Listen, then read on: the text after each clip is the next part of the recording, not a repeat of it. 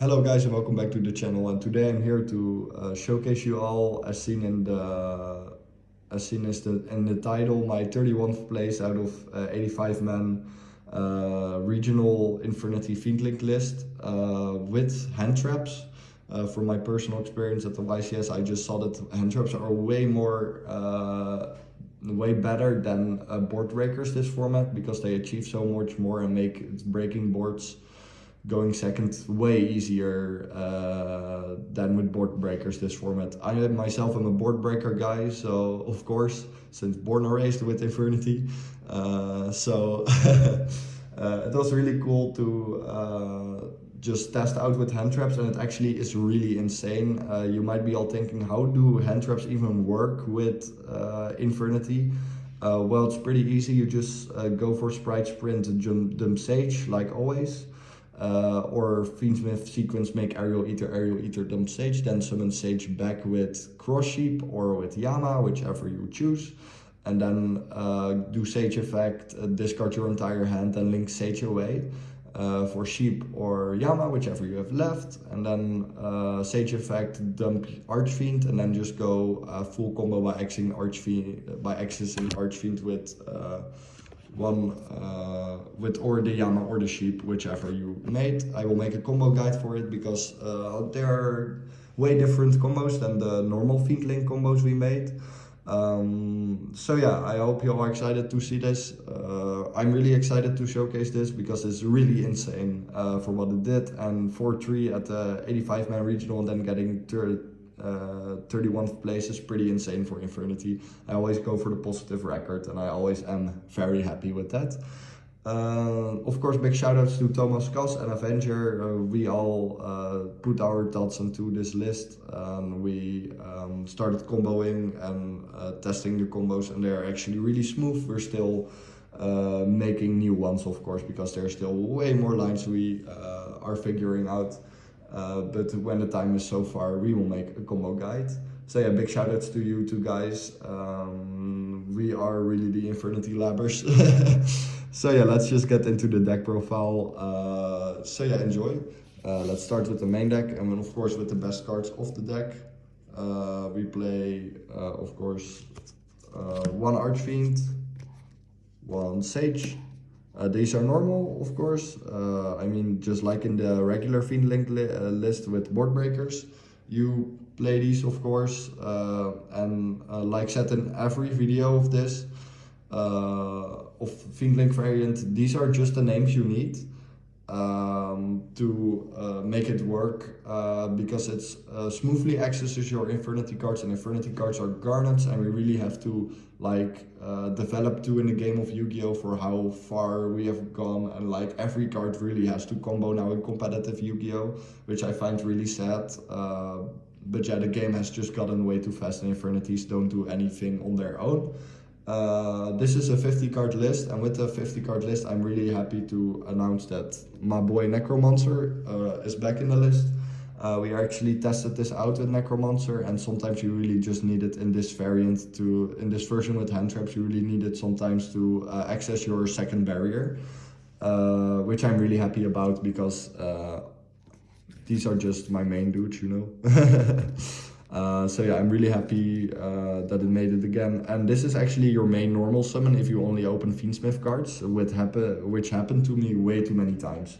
That I just opened only Fiendsmith engine, so you just use this as your main normal summon, and that's really insane. So you still end on the insane end board.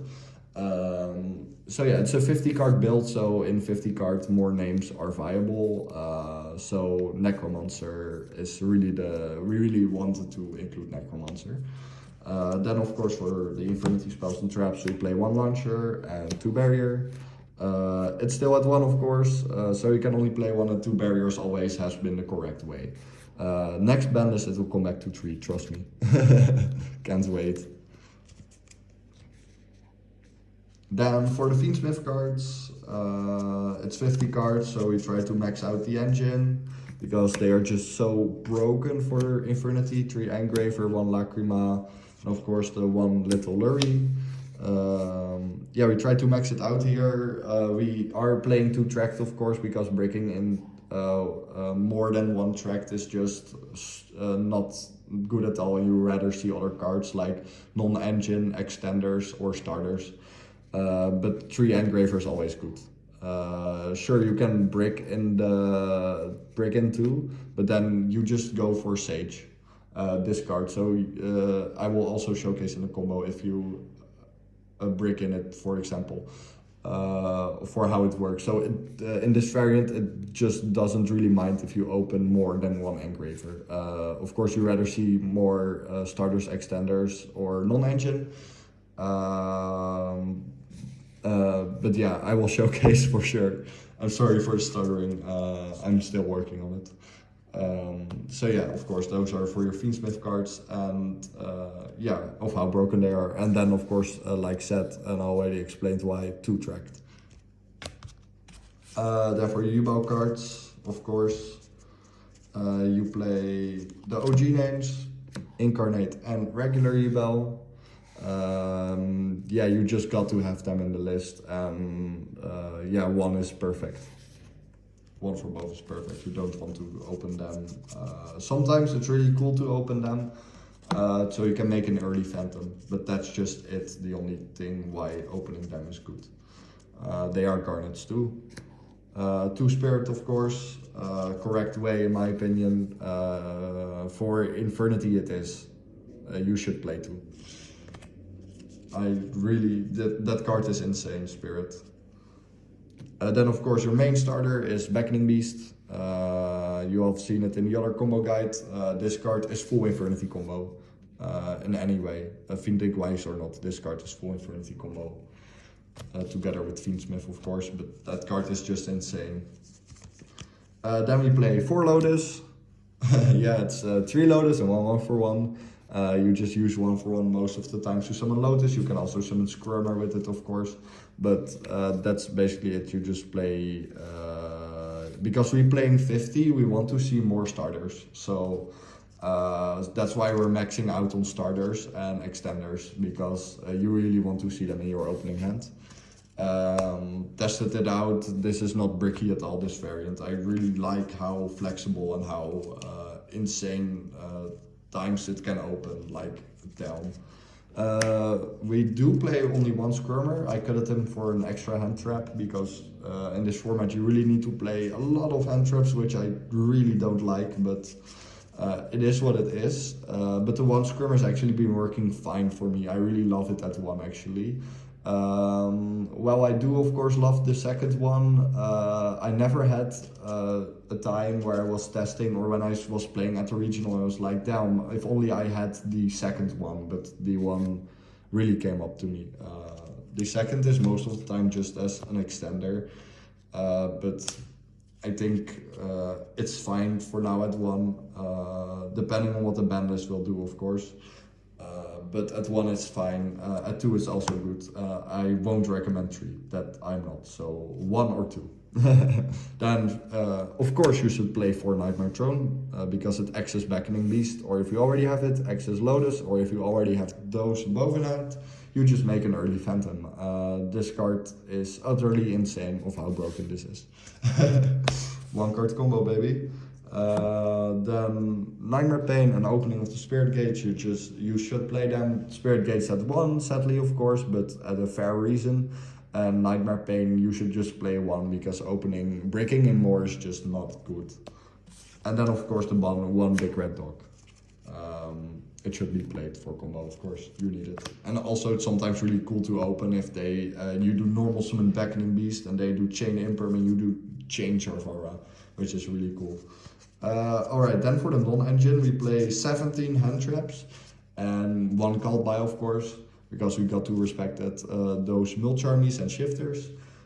Why not more? Like, this deck really needs a lot of engine, and I really don't want to break in only Handtraps, so that's why I'm maxing out most part of the engine, and that's why only 17 Handtraps, and it's personally working really fine for me. So yeah, these are the following Handtraps. 3 Nibiru. I really love Nibiru in this variant because Nibiru just summons a body to your field, and then if you just open only hand traps, you can just normal summon one other hand trap and then just go full combo with Fiendsmith, of course, which is really insane.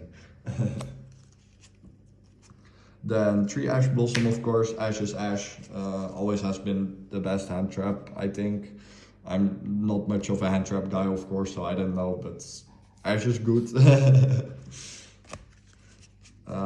Failure, also insane this format. Yeah, really cool. It's a second Imperm.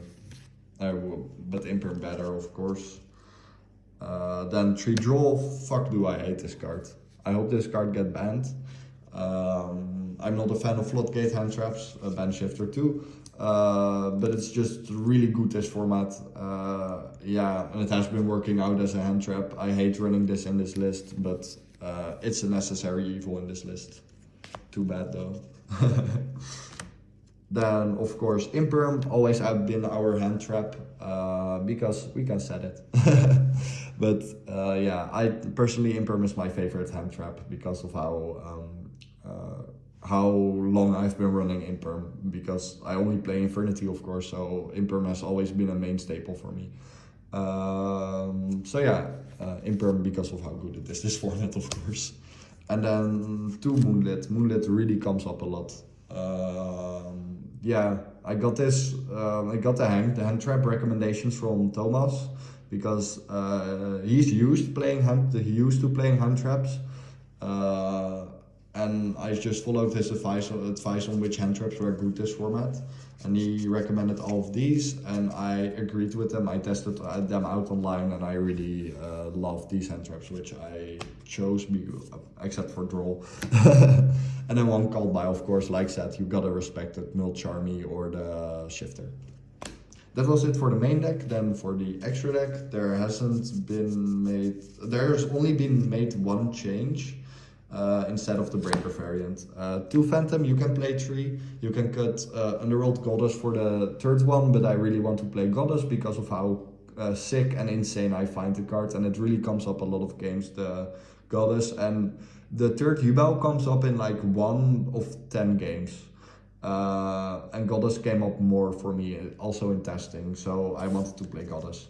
But yeah, 2 Phantom or 3 Phantom, we won't judge you if you play 3, because 3 is also really good.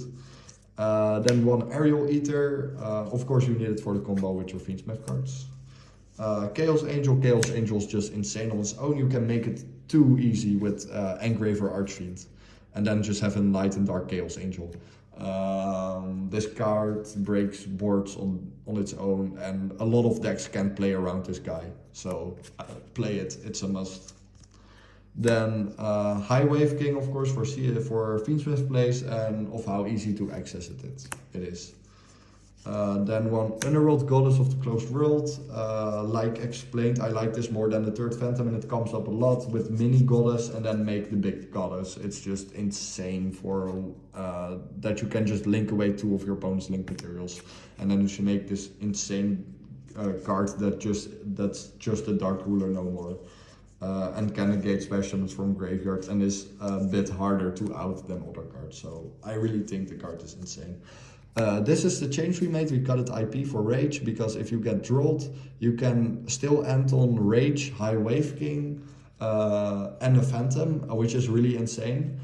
Because you can actually use link monsters for this one's link summon, and you can do that with IP, of course. This is just most of the part because of playing around Droll, because Droll is really popular. That's why Rage, we don't play the Unchained Trap, because I think it's a brick personally, and I just don't want to run it. Sure, I've tested with it, but I most of the times use Sharvara as material for wave hiking, which I find better than setting the trap. So you can end on this easily also in your main combo, you just don't link it away. You just summon it most of the times like a zone like this, like under the extra monster zone, and then you just leave it there. So that's why Rage. 1 Yama, of course, is necessary and you need it for the combo. Sprint is mandatory in this list. Muckraker 2, if you get interrupted earlier, you can just go Muckraker, discard, and then summon. If you already have your Infernity cards in grave, you can summon Archfiend back, or you can summon Lotus back and just go full combo, what else. But you are Fiendlocked, of course. Also a reason why we're running Rage, because you can make Rage while you're Fiendlocked, because it's a Fiend. Cross Sheep is mandatory, you just need to play it in this variant. SP2, you make it with Rage, or you just handled it, and SP Pass is really good. Then your Fiendsmith cards, of course. Yeah, these are mandatory for every Fiendsmith list. And then for the interesting side deck, also big shout out to Thomas, because he recommended most of these cards to me, and I tested them out and I really like them too, so shout outs to my guy. Fenrir, Kashtira Fenrir, of course, not the regular Fenrir because it's so shit. But yeah, Kashtira Fenrir. If you open this with only Handtrap, you can just special Fenrir, normal summon a Handtrap, like the nip part, and then just go full combo. It's really cool. So yeah, that's why to Fenrir most of the times, and Fenrir is just an insane card to have going second. And if you go first, you just side deck your entire side deck except Phantasme into your main deck, because because then it's okay to not open Handtrap. You keep Ash Blossom, of course, against the Milch armies, but that's just it. You always side these in, If you go first or second, doesn't matter. This card is insane. Phantasme is my favorite monster Handtrap, to be honest, and from the YCS this guy came up a lot, and also just in general I just love drawing into more non-engine or starters or extenders with this guy, and a lot of decks still link summon, of course. Also now a popular deck is Karsh Fiendsmith, which just mainly uses the Fiendsmith engine, and Fiendsmith engine means link summoning. So yeah, that's why this, and I actually use this card a lot in the regional too. Red Resonator for time, access this with Sprite Sprint, and then yeah, go for time. And also, of course, for the funnies, of course, if you open this with Archfiend and have no other cards on hand, you can normal summon this special Archfiend and go full combo. Not that it will ever happen in a 50 card build. I did top deck Archfiend in the tournament, which I like. I always love doing that. It's my favorite part, or one of my favorite parts of Infernity, of course. Then double trust, it's trust. We don't play 3 because the side deck's only like 15 spots, and this card actually came up a lot to me. And I had a time in the YCS where I just bricked in 2 or 3, so that's why I'm playing 2. And then 1 talent, of course, and it comes up a lot. I actually opened this card a lot, so that's really cool. Otherwise, I just search it with trust after I got Nippy Root and just still go full combo. Then 3 Cosmic Cyclone. Yeah, it's Cosmic Cyclone. I think it's mandatory, this format. Yeah, you can use this against Fire King, of course, and then just go nuke their field spell away, and then they nuke their own board on their own, of course. And just against stupid stun decks, of course. Yeah, this card just kills a lot of decks, which I'm really happy about. Also, Lab won the regional I attended, so I think Lab will make a back rising in the meta too, and I think post ban list it will also be a really good deck. So Cyclone will be a must for a long time. Then these 2 cards, it was also in Thomas' side deck. You can use this as a trap card actually to just nuke the Fire King field spell away to set this.